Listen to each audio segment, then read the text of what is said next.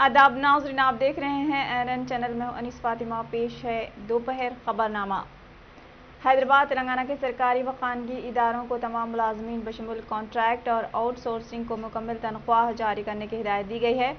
बसूरत दिगर तादीबी कार्रवाई का इंतबाह दिया गया है। इस सिलसिले में चीफ सेक्रेटरी सोमेश कुमार की जानिब से GO नंबर 116 जारी किया गया है। GO में बताया गया है कि रियासत में कोरोना वबा पर काबू पाने के लिए 12 मई तक 30 मई लॉकडाउन नाफिज किया गया था। ताज़ा सूरत हाल का जायजा लेने के बाद लॉकडाउन में 9 जून तक तोसी करने का फैसला किया गया। रियासत भर में रोजाना दोपहर 2 बजे तक, दूसरे रोज सुबह 6 बजे तक मुकम्मल लॉकडाउन नाफिज रहेगा। तेलंगाना में लॉकडाउन के निफाज से कोविड की दूसरी लहर में केसों की तादाद में कमी आई है। वाज़ेह है कि इतवार के रोज़ मुनक़िद हुए काबीना इजलास में लॉकडाउन को मज़ीद 10 दिन के लिए बढ़ाने का फैसला किया गया है, जिसके साथ ही हुकूमत ने सिलसिले में GO जारी किया था। लॉकडाउन की तोसी पर पीर 31 मई 2021 से अमल आवरी होगी। लॉकडाउन 9 जून तक तेलंगाना भर में नाफिजुल अमल रहेगा। रियासत में कोरोना केसेस कम हो रहे हैं, लेकिन फिर भी रोज़ाना 3000 केसेस दर्ज हो रहे हैं। दूसरी जानिब सियाह फंगस केसेस में इजाफा हो रहा है, जिसके पेश नज़र हुकूमत ने लॉकडाउन में तोसी का फैसला लिया है। ताहम सुबह 6 बजे से दोपहर 1 बजे तक लॉकडाउन में नरमी दी गई है। इसके बाद भी 1 घंटे के लिए इजाफी वक्त मख्तस किया गया है और इस दौरान सबको अपने घरों तक पहुंचने में आसानी होगी। 2 बजे के बाद सड़क पर निकलने पर पुलिस उनके खिलाफ मुकदमा दर्ज करेगी और गाड़ियों को जब्त करेगी। तेलंगाना हुकूमत ने कोविड सेकेंड वेव के साथ 12 मई से पहली बार लॉकडाउन नाफिज किया था। इसके बाद हुकूमत ने लॉकडाउन में तोसी कर दी थी। दोबारा एक मरतबा फिर लॉकडाउन में तोसी की गई है। ताहम इस मरतबा लॉकडाउन में ज़्यादा छूट दी गई है। ख़ासतौर पर ज़मीनों, असासों और गाड़ियों के रजिस्ट्रेशन की इजाज़त दी गई है।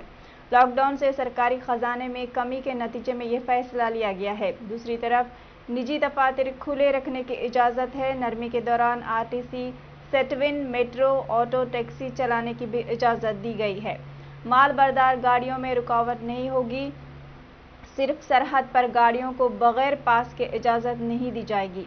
थिएटर, पार्क्स और स्विमिंग पूल को बंद रखा जाएगा। बार, पब, जिम और स्टेडियम खोलने की इजाज़त नहीं है। इस बार तेलंगाना हुकूमत ने लॉकडाउन को मज़ीद सख्ती के साथ नाफिज करने की हिदायत जारी की हैं। कोठी ENT को सियाह फंगस के इलाज के लिए नोडल मरकज़ करार देने के बाद से अस्पताल इंतज़ामिया ने इतवार के रोज़ एक ही दिन में सियाह फंगस के 26 मरीजों की सर्जरी करते हुए इस तब्दीली का सबूत पेश किया है। अस्पताल के सुपरिटेंडेंट डॉक्टर शंकर ने बताया कि 4 दीगर अफराद को इलाज के बाद डिस्चार्ज कर दिया गया है और 36 नए अफराद को शरीक कराया गया है। रियासत के तमाम अजला के अलावा दूसरी रियासतों से भी ब्लैक फंगस के मरीजों को मुकम्मल इलाज फराहम किया जा रहा है।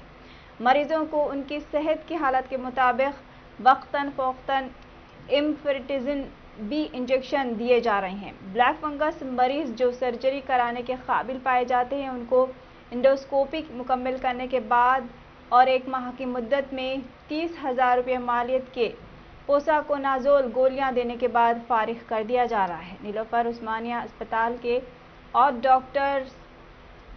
डॉक्टर्स, भास्करा मेडिकल कॉलेज के 4 PG मेडिकल तलबा, उस्मानिया डेंटल कॉलेज के 6 असिस्टेंट प्रोफेसर्स, सरोजनी देवी अस्पताल के 4 नफीस माहिरीन, गांधी के 2 थिएटर असिस्टेंट्स और 4 वार्ड बॉयज कोठी के ENT अस्पताल में खिदमात अंजाम दे रहे हैं। इससे अस्पताल के डॉक्टरों और अमले पर दबाव बहुत कम हो गया है। बताया जा रहा है कि ज़िले भद्राद्री कोत्तागुडम डिस्ट्रिक्ट कोर्ट में काम करने वाले सीनियर वकील L सत्यनारायण के फर्जंद हाई कोर्ट के वकील A गोपीनाथ की ब्लैक फंगस से मौत हो गई है।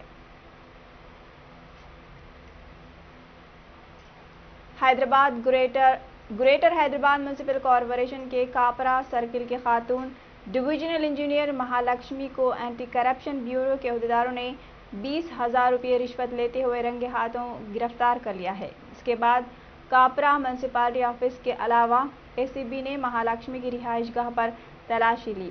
ACB के DSP सूर्या नारायण ने इस वाक़े की तफसीलात बताते हुए कहा कि मलापुर GHMC के सफाई वर्कर रामू की मौत हो गई और उसकी अहलिया को नौकरी देने महालक्ष्मी ने 20,000 रुपये का मुतालबा किया था। रामू के बेटे श्रीनिवास ने ACB से इसकी शिकायत की, जिस पर ACB के ओहदेदारों ने जाल बिछाकर महालक्ष्मी को रिश्वत लेते हुए रंगे हाथों गिरफ्तार कर लिया। उन्होंने बताया कि वो फिलहाल DE महालक्ष्मी के दफ्तर और नगरम चक्रपुरी कॉलोनी में उनकी रिहाइश गाह पर तलाशी ले रहे हैं। अब तक उनकी रिहाइश गाह में सोना और नकदी मिली है। ACB के DSP सूर्य नारायण ने बताया कि तहकीकात मुकम्मल होने के बाद उन्हें आज शाम गिरफ्तार करके अदालत में पेश किया जाएगा।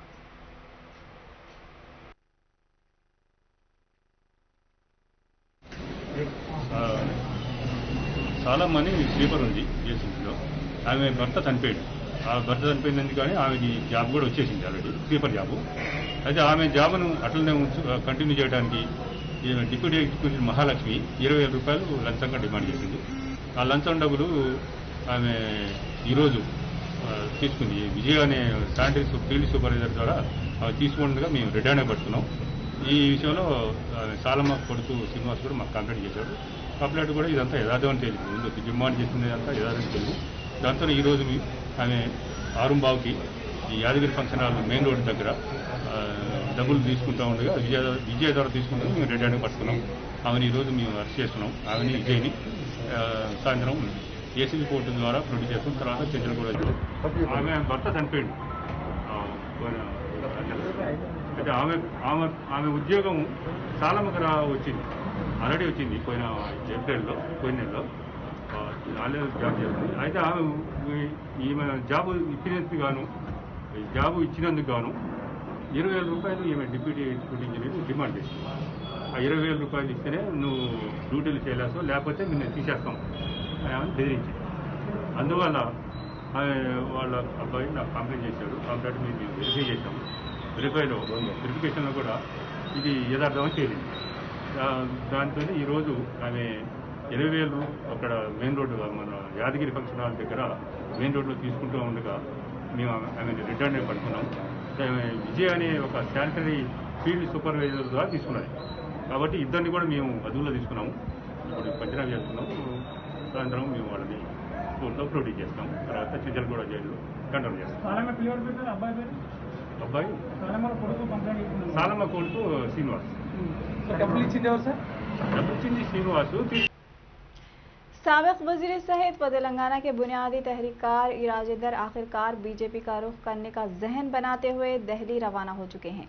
वो आज भारतीय जनता पार्टी के कौमी सदर JP नड्डा और मरकजी वजीर दाखिला अमित शाह से मुलाकात करेंगे।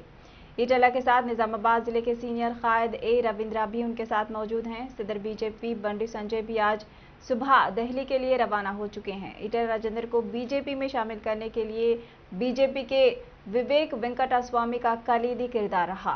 बातचीत के बाद इटला राजेंद्र BJP का खंडवा पहन लेंगे या फिर शमूलियत का ऐलान करेंगे, क्योंकि इटला राजेंद्र ने पार्टी और असेंबली रुकनिया से इस्तीफा के लिए 2 जून की तारीख का ऐलान किया था, क्योंकि 2 जून को तेलंगाना का यौम तासीस का दिन है।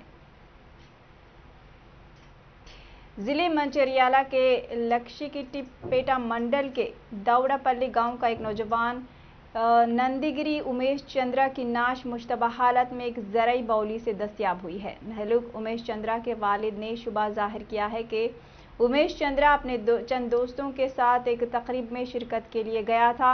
इस दौरान उमेश चंद्रा और उसके दोस्तों ने शराबनोशी की और किसी बात पर झगड़ा करने के बाद उमेश चंद्रा को वेंकटापुर गांव के मजाफात में वाक़ ज़रई बाउली में फेंक दिया गया। इतला के बाद पुलिस ने मौके वारदात पर पहुंचकर नाश को पोस्टमार्टम के लिए दवाखाना मुंतकिल कर दिया है और इस सिलसिले में एक मुकदमा दर्ज करते हुए तहकीकात में मसरूफ़ है।